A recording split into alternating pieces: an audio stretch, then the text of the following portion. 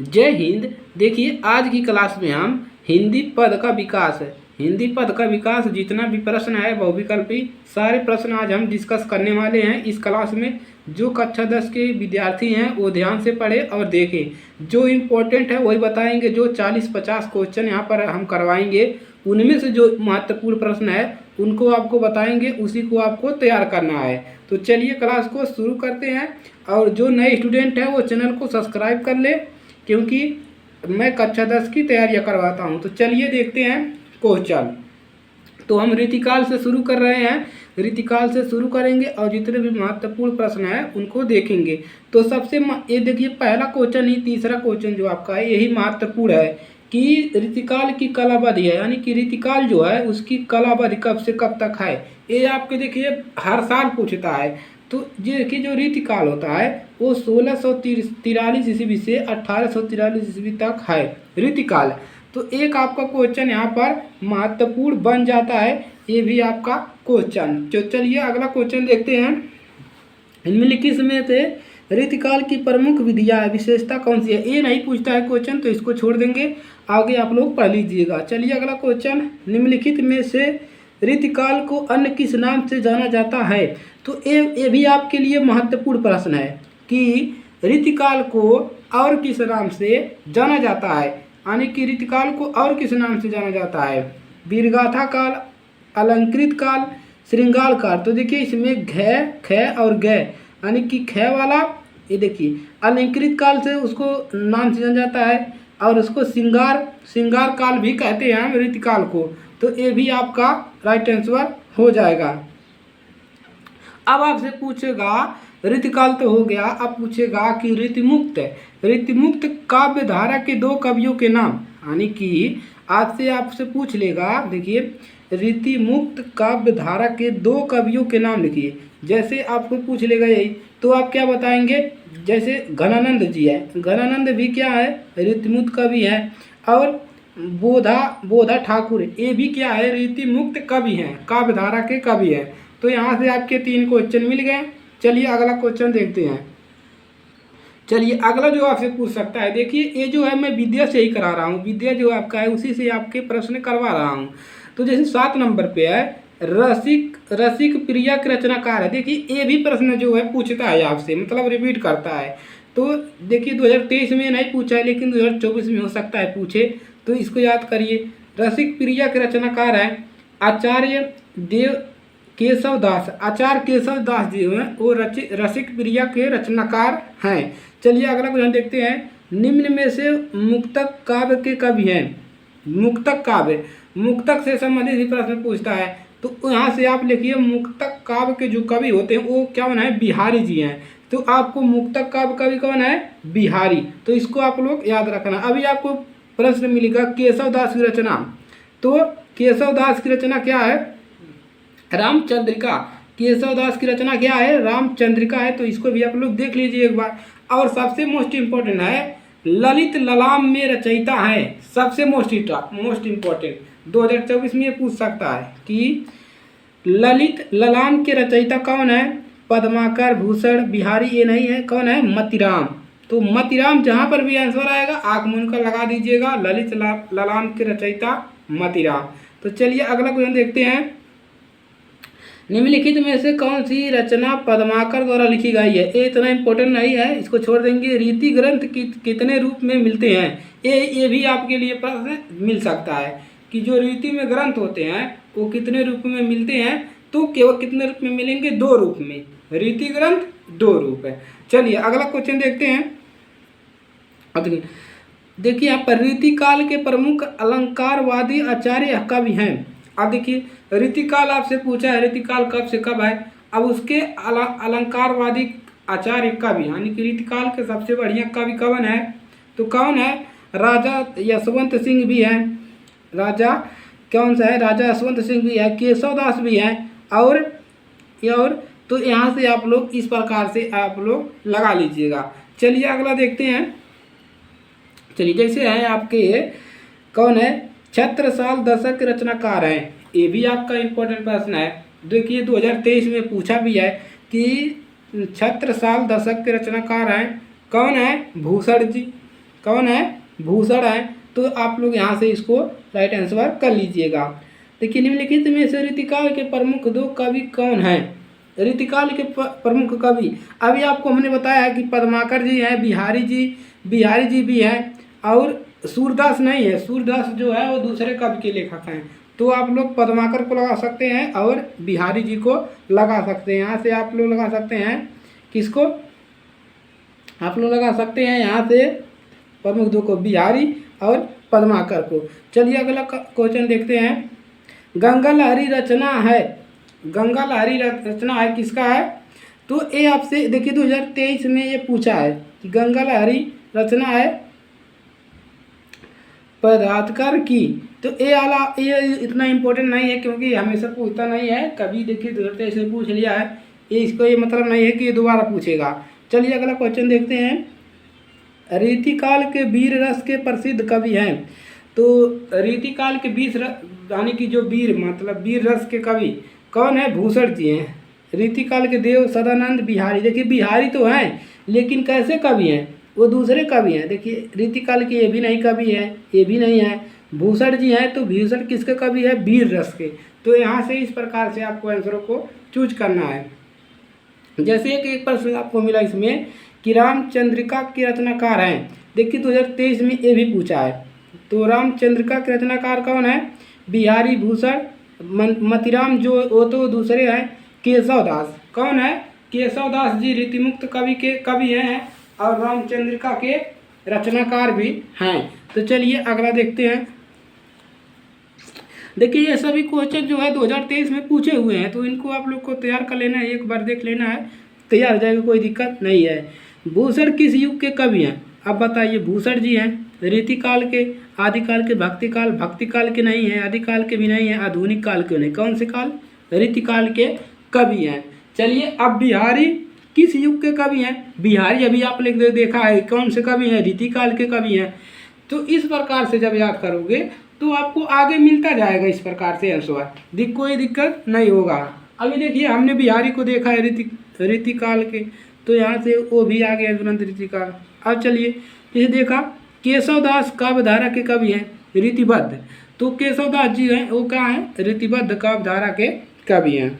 जैसे हैं रीतिकाल की रचना है, रीतिकाल की रचना कौन सा है? रामचंद्र का। अभी आप लोग देखा है रामचंद्र का के रचनाकार जो है केशव दास है। तो रीतिकाल की रचना क्या है? रामचंद्र का है। अब रीतिकालीन कवि कौन है? रीतिकालीन कवि, रीतिकाल के कवि कौन है? पद्माकर जी है, पद्माकर। तो ये इसका राइट आंसर हो जाएगा। चलिए अगला क्वेश्चन देख। अब चलिए आ जाइए आधुनिक काल पर। आधुनिक काल की समय अवधि है, देखिए 2023 में पूछा है। तो ये सभी जो क्वेश्चन है ये पूछता है क्योंकि इसमें बच्चे गलती कर देते हैं, क्योंकि इसमें सभी ऑप्शन जो रहते हैं वो लगभग सेम रहते हैं। तो इसको आप लोग याद करना है, मोस्ट इम्पोर्टेंट है और 2023 में देखिए पूछा भी है। तो इसको याद कर लीजिएगा। 1843 ईस्वी से वर्तमान समय तक, यानी कि जब आधुनिक काल है, हम लोग का यही आधुनिक काल चल रहा है, यानी कि 1843 से वर्तमान तक, यानी कि अब तक। और रीतिकाल क्या था? रीतिकाल देखिए रीतिकाल जो था 1643 से कहाँ तक था, यानी कि जो आपका रीतिकाल था वो 1600 से 43 से कितना था? 1843 तक। तो ऐसे आप याद कर सकते हैं। और 1843 से आधुनिक काल जो है वर्तमान समय तक, यानी कि अब तक है।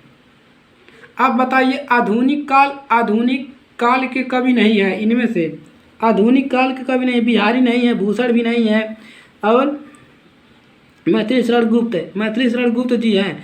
तो पहला नहीं होगा, दूसरा भी नहीं होगा, ये सभी आधुनिक काल के नहीं कवि। कौन से कवि हैं? रीतिकाल के कवि हैं।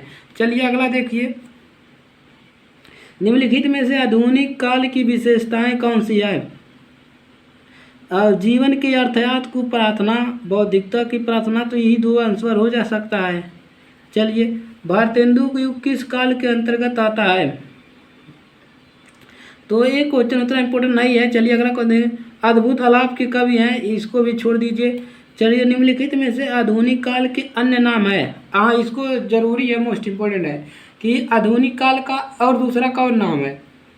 पुनर्जागरण काल, हाँ भाई हम लोग जिस काल में है पुनर्जागरण भी कह सकते हैं। नवीन विकास काल, क्योंकि इस युग में नए नए विकास हो रहे हैं। और गदकाल भी इसको कहा जा सकता है। तो ये सभी जिसमें सभी क्वेश्चन दिए हैं तो ये सभी पर आप लगा सकते हैं इस प्रकार से क्वेश्चनों को। चलिए अगला देखते हैं। प्रयोगवाद के की दो प्रमुख विशेषता कौन सी है?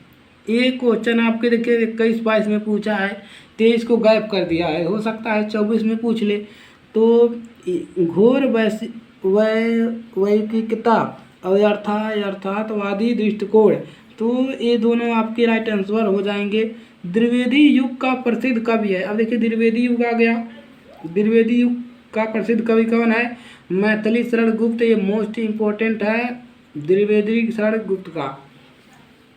और एक इसका मतलब मैथिली शरण गुप्त जी हो गए, और आपके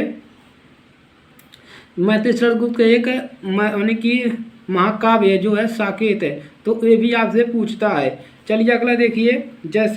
जैसे देखिए यहाँ पर आ गया साकेत महाकाव्य की रचना किसने की है? तो मैथिली शरण गुप्त। इनका मोस्ट इम्पोर्टेंट है। देखिए जो है 22 में भी पूछा है और 23 में भी पूछा है कि मतलब मैथिली शरण जी जो थे वो साकेत लिखा था और वो महाकाव्य था, तो याद कर लेंगे। चलिए एक भी मोस्ट इम्पोर्टेंट आ गया। छायावादी युग के प्रमुख लेखक हैं। छायावादी युग के लेखक राजकुमार वर्मा, तो इसको आप लोग तैयार कर लीजिएगा। अब देखिए रामकुमार वर्मा द्वारा रचित निबंध काव्य है उत्तरायण जी ने इन्होंने लिखा था। देखिए आ गया। कुमसुम किस विधा की रचना है? तो कविता संग्रह इम्पोर्टेंट नहीं है उतना, इसको आप लोग छोड़ भी सकते हैं। छायावाद के अस्थायीवाद का भी है, ये भी आप लोग छोड़ सकते हैं, ये भी इम्पोर्टेंट नहीं है। चलिए अगला क्वेश्चन देखते हैं। प्रयोगवाद युग की दो प्रमुख विशेषता, ये इम्पोर्टेंट नहीं है उतना। चलिए अगला देखते हैं। निम्नलिखित में से छायावाद की दो प्रमुख विशेषता लिखिए, महत्वपूर्ण है। तो छायावाद की दो विशेषता बताना है कि मुक्त प्राकृतिक चित्रण नहीं होगा, श्रृंगार और प्रेम वेदना प्राकृतिक का मानवीकरण। छायावाद मतलब से क्या समझते हैं? छायावाद यानी कि श्रृंगार प्रेम प्राकृतिक का मानवीकरण। छायावाद जैसे मतलब किसी का छाया हो, जैसे कहते हैं ना इनके ऊपर मेरा साया है, इन्होंने मेरी मदद की है, तो ये क्या हो गया? श्रृंगार हो गया, प्रेम वेदना हो गया। तो इससे आप समझ सकते हैं। अब चलिए एक बहुत ही महत्वपूर्ण प्रश्न आ गया।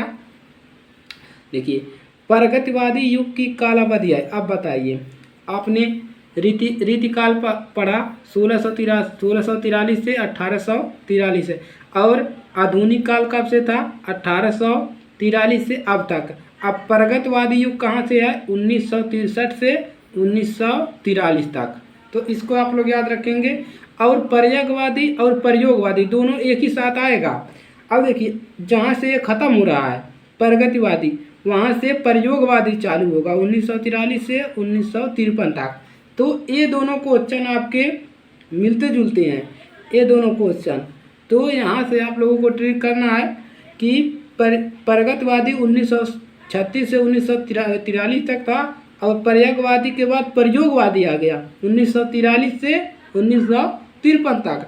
तो आपको ये दूर भी पूछ सकता है और इनमें से एक भी पूछ सकता है, तो दिमाग लगाना है और सही ट्रिक करना है। चलिए अब देखिए, निम्न में से छायावाद युग का कवि है। छायावाद जिसके ऊपर छाया हो, देखिए सुमित्रानंद पंत। ये जो मतलब है कवित्री थी सुमित्रानंद पंत जी। तो एक छायावाद युग के लिए यानी कि कवि थी, तो इसको आप लोग जरूर याद करिएगा। और देखिए 21 में पूछा है तो ये 24 में आने की संभावना है। नई कविता की प्रमुख विशेषता कौन सी है? ये इतना इम्पोर्टेंट नहीं है, चलिए आगे बढ़ेंगे। पलाश वन के रचनाकार है, इसको देख लीजिएगा। कश्मीर पुष्पक रचनाकार है, ये भी नहीं इम्पोर्टेंट है। यामा के रचयिता का नाम है, ये भी देखिए महत्वपूर्ण है। यामा के रचयिता यामा महादेवी वर्मा, ये भी कवित्री हैं। देखिए छायावाद जो है, छायावाद के लेखक सुमित्रानंद पंत जी हैं। यामा के रचयिता महादेवी वर्मा। तो इसको ये महत्वपूर्ण प्रश्न है, इसको देख लीजिएगा। अब चलिए द्विवेदी युग की कालावधि, अब बताइए। अब देखिए पहले आया आपका, अभी इसमें आया प्रयोगवादी, अपर्यायवादी और प्रयोगवादी। अब आ गया द्विवेदी युग आ गया। तो द्विवेदी युग कहाँ से कहाँ तक होगा? 1900 ईस्वी से 1918 ईस्वी तक। तो इसमें आप लोग भरमिएगा, बात यहाँ से हो जाएगा। अब देखिए ये मोस्ट इम्पोर्टेंट प्रश्न आ गया। आंगन के पार द्वार की रचयिता है, महत्वपूर्ण प्रश्न है, सबसे ज़्यादा 2023 में आया भी है। तो सच्चिदानंद हीरानंद वात्स्यायन अज्ञे, इसका पूरा नाम क्या होता है? सच्चिदानंद हीरानंद वात्स्यायन अज्ञे। तो आंगन के पार द्वार आज्ञे जी, सच्चिदानंद हीरानंद वात्स्यायन अज्ञे। अब देखिए तीसरा सप्तक कब प्रकाशित हुआ, ये भी आपसे हर साल पूछता है, दबा के पूछता है। तो तीसरा शतक कब प्रकाशित हुआ? 1959 ईस्वी में। तो 1959 आप लोग ध्यान में रखिए। चलिए अब देखिए महादेव कर्मा कावित्री हैं क्षमा देखिए। चलिए इतना इम्पोर्टेंट नहीं, चलिए अगला क्वेश्चन देखते हैं यहाँ से इधर। चलिए इसमें देखते हैं कौन सा इम्पोर्टेंट है आपका। महादेव वर्मा की रचना नहीं है, देखिए इसमें युगांत है, युगांत जो है महादेव की वर्मा की रचना है। प्रिय प्रवास किसकी रचना है? ये भी महत्वपूर्ण है, आपको समझ लीजिए है। प्रिय प्रवास किसकी रचना? देखिए आपके पेपर में 7 सेट बनते हैं, तो ये मत सोचिए कि इतना क्वेश्चन थोड़ी ना आएगा। अरे भाई अलग अलग सेट में आएगा, हो सकता है आपके सेट में बदल जाए, दूसरे सेट में दूसरा आ जाए। तो प्रिय प्रवास किसकी रचना है? वो है जो है आपका अयोध्या सिंह उपाध्याय हरिऔध। तो इसको याद रखिए, अयोध्या सिंह उपाध्याय हरिऔध जो थे प्रिय प्रवास के रचनाकार हैं। अब देखिए राम की शक्ति पूजा के रचनाकार हैं सूर्यकांत त्रिपाठी, इसको देख लीजिएगा, इंपॉर्टेंट नहीं है। चलिए अगला क्वेश्चन देखते हैं। ये सभी देखिए 2023 में पूछे हुए हैं। चलिए आपको सही से दिखाते हैं। चलिए देखिए 2023 में पूछे हैं तो याद भी कर सकते हैं आप लोग। निम्नलिखित में से कौन प्रगतिवादी युग का कवि नहीं है? प्रगतिवादी, तो भारतेंदु हरिश्चंद्र जी जो है प्रगतिवादी युग के कवि नहीं है। कौन सा कवि है भाई? देखते हैं। यशोधर रचना है, महत्वपूर्ण है, भले 23 में पूछा है, 24 में पूछ सकता है। यशोधरा रचना है किसकी? मैथिली शरण गुप्त की, मैथिली शरण गुप्त जी ने ही लिखा था यशोधरा। चलिए दीपशिखा काव्य संग्रह रचना है, देखिए ये भी महत्वपूर्ण है। जितने भी 2023 में प्रश्न आए हैं सबको याद कर लेना है। दीपशिखा काव्य का संग्रह रचना है कौन सा है? महादेवी वर्मा की, तो इसको रख लीजिएगा। छायावाद युग की प्रमुख विशेषता क्या है? श्रृंगार और प्रेम। अभी हमने बताया आपको कि छायावाद क्या है? प्रेम की भावना, श्रृंगार, और यही है आपका। तो ये तो याद हो गया आपको। चलिए अगला देखते हैं। निम्नलिखित में से शुक्लोत्तर युग के लेखक कौन है?